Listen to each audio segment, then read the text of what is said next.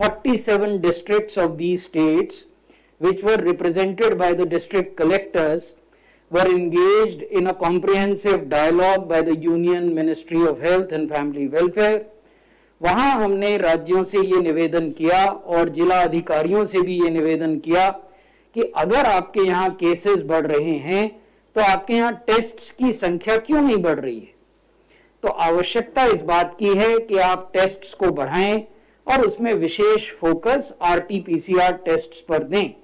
Rapid antigen tests का इस्तेमाल screening tests के रूप में किया जाए और ये इस्तेमाल रैपिड एंटीजन टेस्ट का आप घनी आबादी वाले इलाकों में करें, आप उन इलाकों में करें जहां क्लस्टर्स में नए केसेस हो रहे हैं और RT PCR test preferred means of testing होना चाहिए और इसके अनुपात को आप 70% तक ले जाएं कुल टेस्ट्स के। तो ये पहला निवेदन हमने राज्यों को किया है। दूसरी बात जो हमने राज्यों से और जिला अधिकारियों से साझा की पिछले शनिवार को वो ये कि आवश्यकता है कि प्रभावी और तुरंत आइसोलेशन किया जाए। किनका आइसोलेशन किया जाए? जो लोग पॉजिटिव आ गए हैं टेस्ट में। हमने ये पाया कि अधिकांश राज्यों में आइसोलेशन नहीं हो रहा है और लोगों को कहा जा रहा है कि वो घर पर आइसोलेट कर लें, लेकिन उन्होंने घर पर अपने को आइसोलेट किया कि नहीं किया, इसकी निगरानी किया जाना आवश्यक है।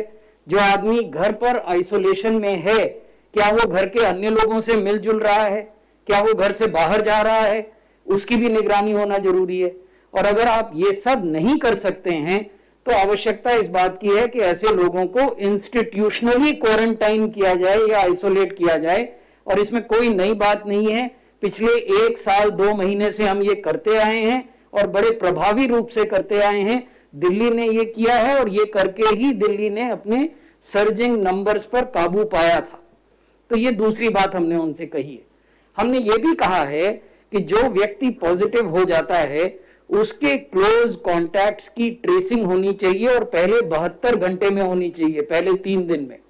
क्लोज कॉन्टैक्ट्स का अर्थ उस व्यक्ति के परिवार के लोग नहीं हैं, वो तो हैं ही क्लोज कॉन्टैक्ट, लेकिन उसके अलावा उस व्यक्ति के दोस्त कौन है, वो व्यक्ति कहां से दूध खरीदता था, कहां से सब्जी खरीदता था, कहां से फल खरीदता था, कहां सिगरेट पीता था, किसके साथ चाय पीता था, वो सब भी उनके क्लोज कॉन्टैक्ट्स हैं। इन सबको छोड़ा जा रहा है, इनको नहीं ट्रेस किया जा रहा, उसमें भी पोटेंशियल पॉजिटिव हो सकते हैं। और क्योंकि हम उनको नहीं ट्रैक कर रहे हैं पहले 72 घंटे में, क्योंकि हम उनका टेस्ट नहीं कर रहे हैं, इसलिए इस बात की पॉसिबिलिटी और संभावना बनी रहेगी कि वो समाज में घूमें और इन्फेक्शन को फैलाएं। तो ये दूसरी बात हमने राज्यों के संज्ञान में लाई और उनसे अनुरोध किया कि इफेक्टिव एंड प्रॉम्प्ट आइसोलेशन होना चाहिए जो लोग पॉजिटिव हैं उनका, और उनके क्लोज कॉन्टैक्ट्स की इमीडिएट ट्रेसिंग होनी चाहिए with in the first 72 hours. और जब ट्रेसिंग हो गई तो उनका फिर टेस्ट होना चाहिए। आखिर आप ट्रेस क्यों कर रहे हैं? इसीलिए कर रहे हैं कि आपको पता लगे कि वो पॉजिटिव हैं कि नहीं। तीसरी बात जो है वो ये है कि जो हमारे पब्लिक और प्राइवेट अस्पताल हैं, क्योंकि पिछले 1 साल 2 महीने की अवधि में केसेस घट रहे थे, तो राज्यों ने कई ऐसे अस्पतालों को ओपन किया था for non Covid health services. तो हमने राज्यों का अनुरोध ये किया है कि यदि आवश्यकता इस बात की है कि उन्हें पुनः परिवर्तित किया जाए into dedicated COVID facilities, so that decision must be taken and must be taken now. So there shouldn't be any delay in strengthening not only the private healthcare facilities catering to COVID, but also public healthcare facilities. इसी प्रकार से इन अस्पतालों में यदि आपको health care workers की संख्या को बढ़ाना है तो उस पर भी आप ध्यान दें। चौथी अनुरोध जो हमने की है राज्यों से वो ये है कि कोविड एप्रोप्रिएट बिहेवियर को इन्फोर्स किया जाना चाहिए। और इन्फोर्स किए जाने का अर्थ ये है कि आपके पास जो भी संसाधन हैं आप परसुएड करें, कम्युनिटी के इन्फ्लुएंसर्स का इस्तेमाल करें, कानून का इस्तेमाल करें, फाइन करें, जो भी आपके पास साधन हैं उन सभी साधनों का उपयोग करते हुए ये सुनिश्चित करें कि लोग मास्क पहने, जो मास्क पहनते हैं वो ढंग से पहने, नाक और मुंह बंद रहें, मास्क गले पे लटकाने के लिए या कान में लटकाने के लिए नहीं है।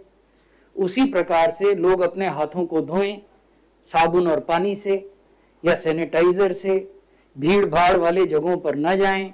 तो ये जो कोविड अप्रोप्रिएट बिहेवियर है, इसकी ओर भी हमने ध्यान आकर्षित किया है। अंत में जो पांचवी बात हमने राज्यों के साथ कही है वो ये कही है कि आप सब जानते हैं कि आपके राज्य में किन जिलों में नए केसेस का सर्ज देखा जा रहा है। उन जिलों में जो एज स्पेसिफिक प्रायोरिटी ग्रुप्स हैं वैक्सीनेशन के लिए, उनका सैचुरेशन कवरेज हो, इस पर आप ध्यान दें। तो ये महत्वपूर्ण बातें हमने राज्यों से की हैं। अगर हम देखें कि जिन राज्यों में ये केस बढ़ रहे हैं वहां पॉजिटिविटी की दर क्या है, ये महत्वपूर्ण है। महाराष्ट्र में पॉजिटिविटी 23% है। देश की औसत पॉजिटिविटी 5.65% है, यानी 5.5% पॉजिटिविटी देश में है। पंजाब की पॉजिटिविटी ऑलमोस्ट 9% है।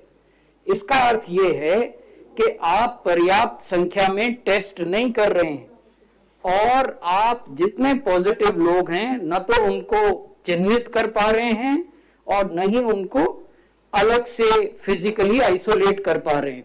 This signifies that neither are you doing adequate number of tests, nor are you able to promptly isolate the positive people. Efficacy of both these vaccines, whether it is Covaxin and Covishield, is effective against the UK variant and the Brazilian variant. The work against the South African variant is ongoing at several laboratories. There is no Indian strain as such. In fact, this is when we repeatedly request you that such discourse has to be adequately informed. That is what we are requesting you with folded hands. There are no Indian strains. We have repeatedly said this. Dr. Paul has said this. Dr. Sujit Singh, who is the nodal for INSA-COG, has said this. There are two concepts. I am not the competent person to speak about it, but since I think I can explain it in simple words, I am explaining this. There is the concept of virus shift and there is a concept of virus drift. All viruses drift. As I infect him and he infects another person, the virus replicates itself but changes. Right? So that itself is not important. That does not call for any rapid change in the public response strategy. However, when a virus shifts, it undergoes significant changes, and therefore there is a need to test whether my existing vaccines work against that virus, and that is the condition that is known as variant or mutant virus. Otherwise, viruses change. It is natural and inevitable phenomena. Please keep that in mind. Particularly a virus which is around for more than a year, which has traveled more than 1 crore people. So obviously it will undergo change. So that is natural, inevitable, not a cause to panic. Would you want to add something to this? I think I'll just add one point, that mutations are sporadic and single mutations are not found to be dominant in any particular area in India. In terms of the significance of point or double mutations, what you're talking about, and I think that is what the lay people are getting confused with, they are not significant as far as India is concerned, and their relationship with increased severity or transmissibility has not been established in the Indian context.